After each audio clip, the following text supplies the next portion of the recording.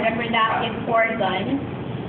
It will start at 5th week and will be complete and mature until 32 weeks or 8 months of pregnancy. Maliwanag, ha? Uy. Okay. Question. None. The end of the letter in male, mas mahaba sa female. Sa female, kasi yung menstrual cycle, pati yung pregnancy. Asan yung 1 week? Gano'n yung kami niyo mag-monopus lang. Sige, nalabas na female. Ng penis sa female, clitoris. Ng scrotum sa female, labia majora. Ano mo kapito female? Okay. We'll start with female. Ako nalaglag. Paabot naman.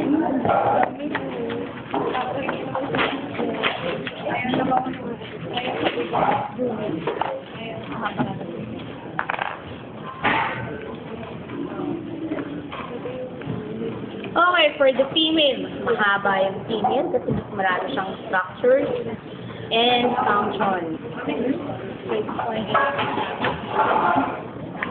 Okay, for the female reproductive system, the 2 primary sex organs are the ovary and your gonads again. This is the left ovary and this is the right ovary. Okay? Your ovaries again are paired, almond shape. The function of your ovaries is the same with the testes. This is responsible for the formation or for the production of your egg cell. Okay? Your ovary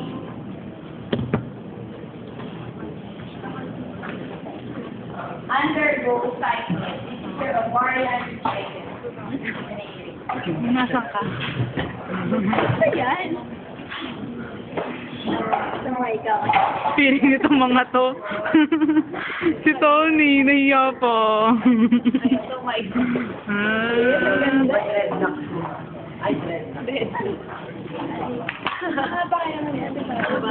Ayaw sumayaw.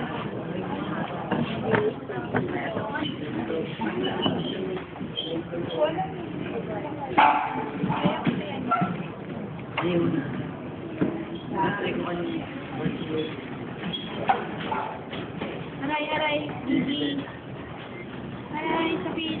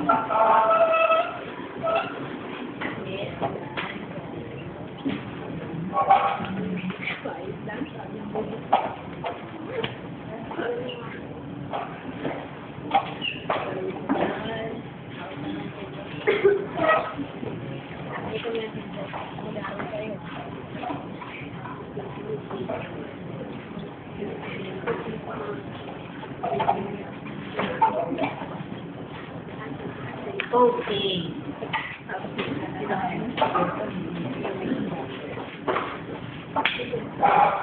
Again, your ovarian cycle, of course, first in the ovary. There are 2 phases. In between these 2 phases, you have your ovulation period.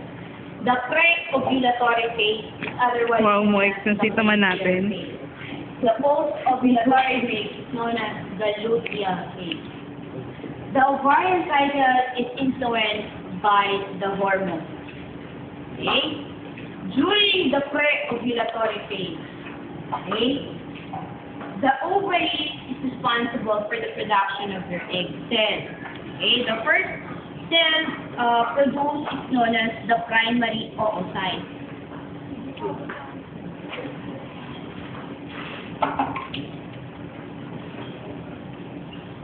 And the predominant hormone is the estrogen. Bukas na to itetest, di ba? during follicular phase. If Ako, after the follicular pag phase, gumana it will yung enter computer, the next ay yung period. internet. This is the ovulation, the release of your mature egg cells, Ay, gumana and yung this is smart now bro ko called sa the akin. secondary oocyte. Hindi ko nga alam, feel ko yung laptop The na may sulat. secondary oocyte usually occurs between day 14 or day 15 of the 28-day cycle lunar calendar method. Again, ovulation occurs between day 14 or 15 of the 28-day lunar calendar method. During ovulation, this is the time or the period of the release of the mature egg cell. The mature egg cell is called the secondary oocyte. Meaning, once the secondary oocyte is released from the ovary, it will stay into the next structure known as the fallopian tube. So this is the fallopian tube. Okay? Fallopian tube, in between the ovaries and the fallopian tube, there is a finger-like projection found in here. This is what we call the fimbriae. F-I-M-B-R-I-E. Fimbriae, the function of your fimbriae is to catch the egg, your secondary oocyte, released during ovulation to be transported in the fallopian tube. Okay, the function of your fallopian tube, this is the site where the mature egg cell or your secondary oocyte waiting for the matured sperm cell to unite during fertilization. Okay? Fertilization occurs in the fallopian tube. Okay? Or uterine tube. So from here, just in case na walang fertilization na nangyari, what will happen to the secondary oocyte? It will degenerate or reabsorb. Yung pinag-alisan ng secondary oocyte will become the corpus luteum. When you saw corpus luteum under the microscope, it means there is no fertilization that happens. And this corpus luteum secretes the predominant hormone as it enters the next phase, which is the post-ovulatory or the luteal phase. In this phase, you have the predominance of your progesterone. Again, pag follicular phase, the predominant hormone is the estrogen. Pag luteal phase, the predominant hormone is progesterone.